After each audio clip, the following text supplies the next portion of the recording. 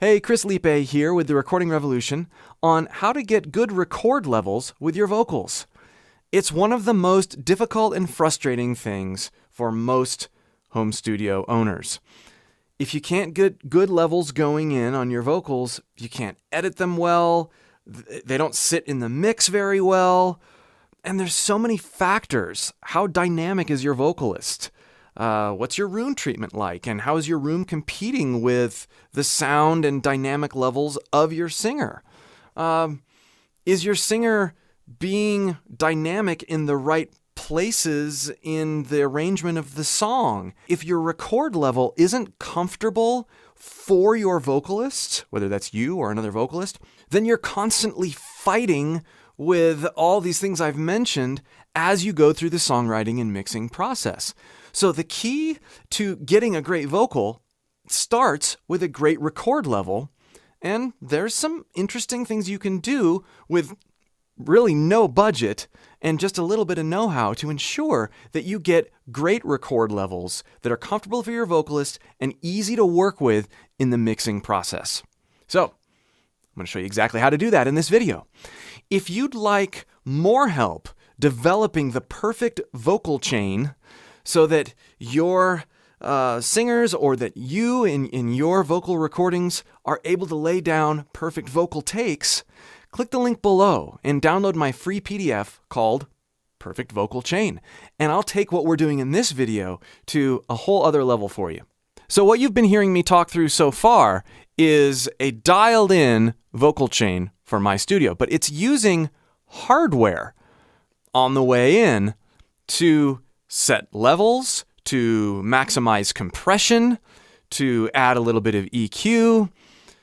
Hardware is a great way to work, but it can also be a very expensive way to work. So I'm going to show you how you can get really consistent levels without expensive hardware. But first, let me demonstrate what this hardware chain's doing so that you can see how close we can get with a simple in-the-box chain. This is my hardware vocal chain, and I can be loud, I can be quiet,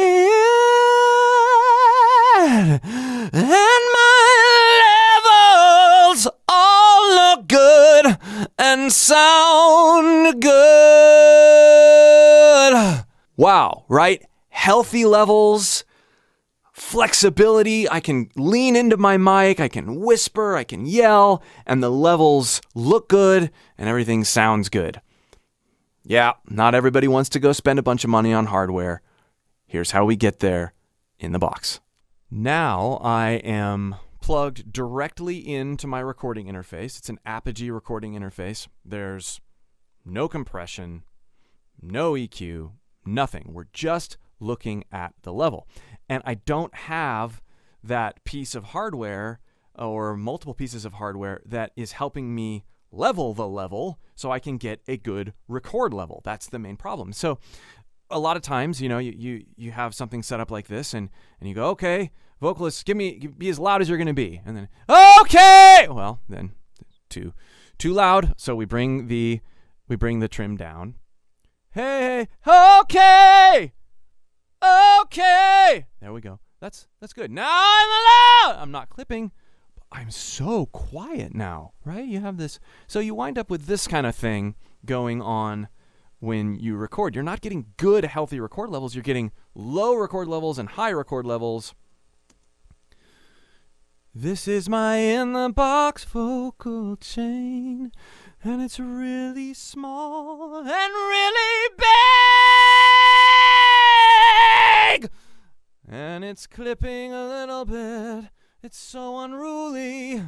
I'm not free to do what I want to do vocally, and it's frustrating!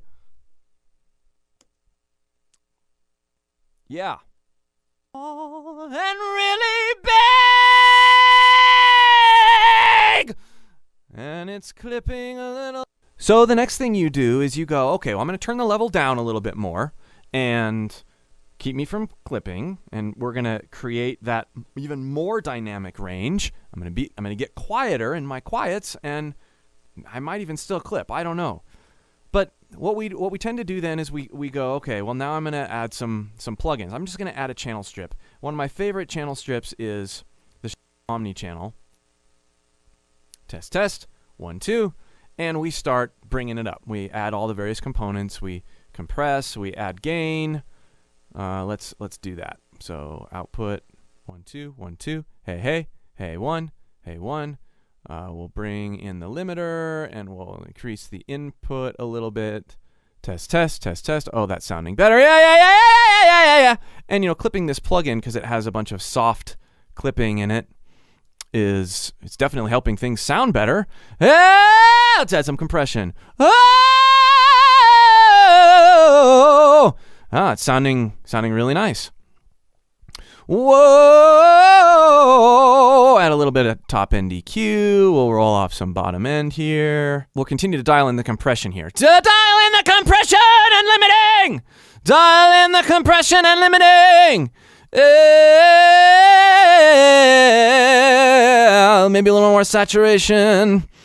Okay! So, wow, that's actually pretty good. I still would like a bit more level. I'm using my ears, not my eyes, which is good. That's what we want to be doing. And I'm testing it across a wide variety of dynamics. Also good. Skip the de-esser and the gate for now. Test, test. I think we could probably add some more gain still. Hey, again, it doesn't matter if I'm clipping the plugin as long as I'm not hearing anything I don't like. Okay, so we've brought it back to life, in a sense, with this single channel strip plugin. Great. Doesn't solve the record level. It doesn't solve this goofy thing, right? And this is an extreme example, but we want our waveforms to look like this, right? We don't want our waveforms to look like this. What if we record now, I might feel more comfortable recording as a vocalist, but I still don't have the input level super low, and so we still get this. This is my software vocal chain, and it's small when I'm quiet, and it's loud, lords, when I'm loud. So, well, it's better, but not great. It's better, but not great. We still have this problem of the wayward waveform, but not great, even though it sounds a lot better. Loud! So, well, it's better, but not great. It's better, but not great. Here's where we can take the approach that hardware affords us and use it in software so that we're getting this kind of look. We're able to manage the quality of our input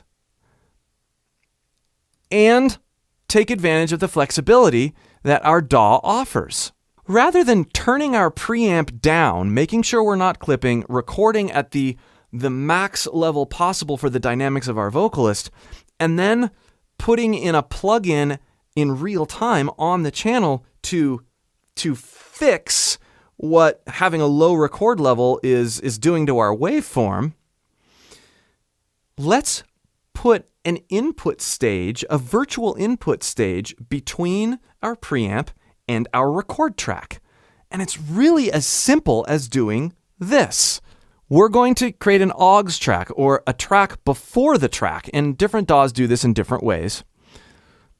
And we're going to set that to our input level, or our input. Test, test.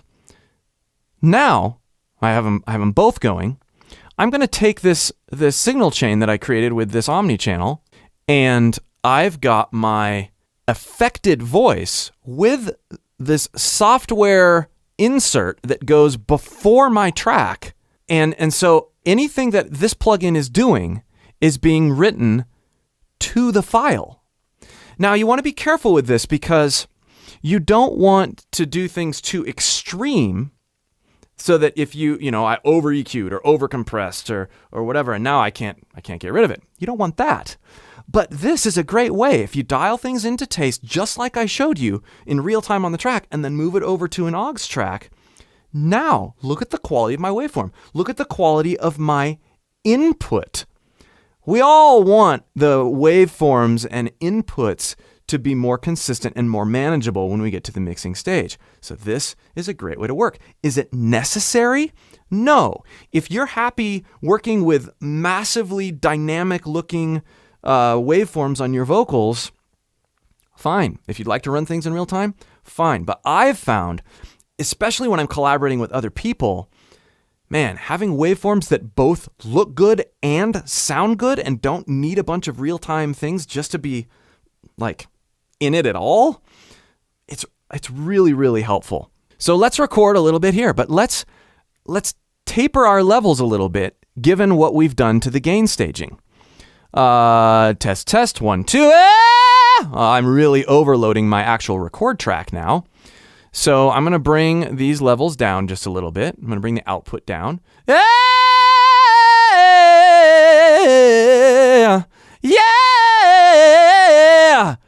Remember, I want a good input level. Yeah!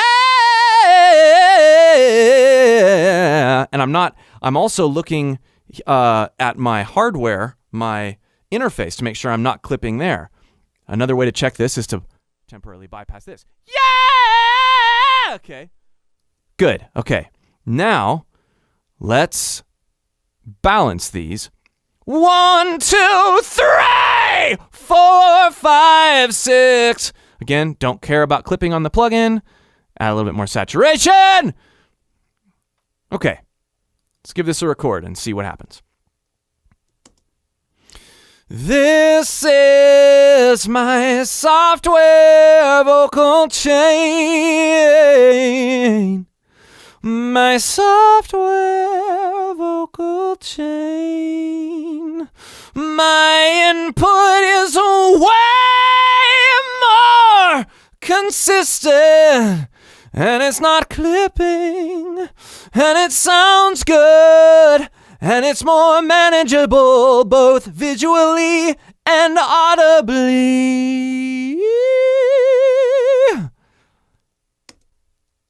Is my software vocal chain.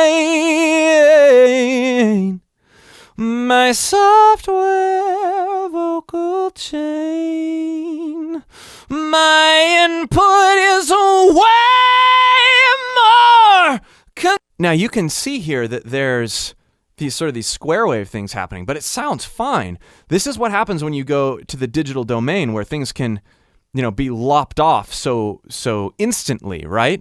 You don't really see that with my analog hardware up here as much, right? Analog's great, but we got a lot closer to this, which is thousands of dollars more by just changing the way we worked our inputs inside the DAW. Admittingly, some of this is feeding a certain sense of OCD. A lot of us would argue, well, if you can make it sound okay, then who cares what it looks like? But as I said before, as I touched on before, there's something about having healthy looking and healthy sounding waveforms based on a great input.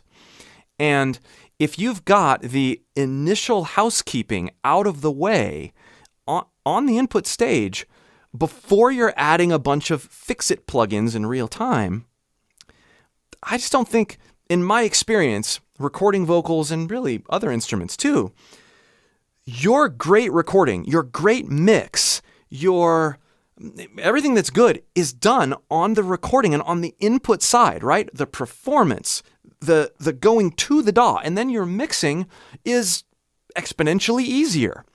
So this is a way, one way. There are a lot of other ways to ensure that your input is quality, manageable, it's less resource intensive, and it does feed a certain sense of OCD, which is good for all of us obsessive compulsive mixing engineers and vocalists.